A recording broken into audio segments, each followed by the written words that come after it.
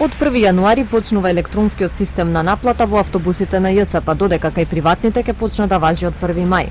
Тоа нема да значи поскапување на цените на автобуските билети. Од ЈСП информираат дека со унификацијата на цените и воведувањето на електронските картички од нова година, всушност ќе се намали цената на речиси секој од моменталните билети. По секој билет во прва и во втора зона, кој што сега чинеше 35 и 40 денари, ќе чини 35 денари, што значи дека билетот од втората зона, односно приградските линии, се намалува од 40 на 35 денари.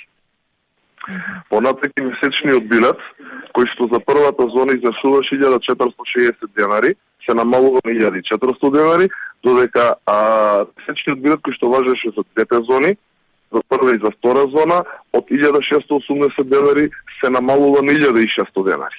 Ке се воведуваат и неколку нови типови на карти. Временски билет кој ќе важи 90 минути, а со кој патникот ќе може да се вози неколку пати, ќе чини 60 денари, како и дневен билет по цена од 150 или 200 денари во зависност од зоната.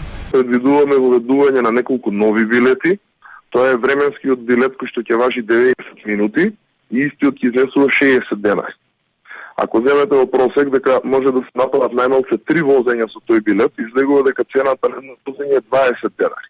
Исто така воведуваме и дневен билет, кој што во зависност од зоната ќе чини 150 или 200 денари, и доколку земеме 5 возења дека во просек ќе се остварат во текот на денот со овој дневен билет, а цената изнесува 24, односно 30 денари. Од 1 мај билетот купен кај воzač ќе чини 60 денари, но од ЈСП велат дека ова практично ќе важи само за оние патници кои не го користат редовно јавниот превоз или пак не се од Скопје. Сепак граѓаните сметаат дека оваа цена е превисока.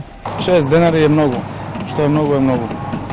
Македонскиот граѓан не може да си дозволи 60 денари. Тоа е стварно, мислам дека исто кога да сме во Амстердам, а не во Скопје. Па мислам дека не може да си го дозволи секој граѓанин. Штета, не ми одговара, не е пристојно во секој случај.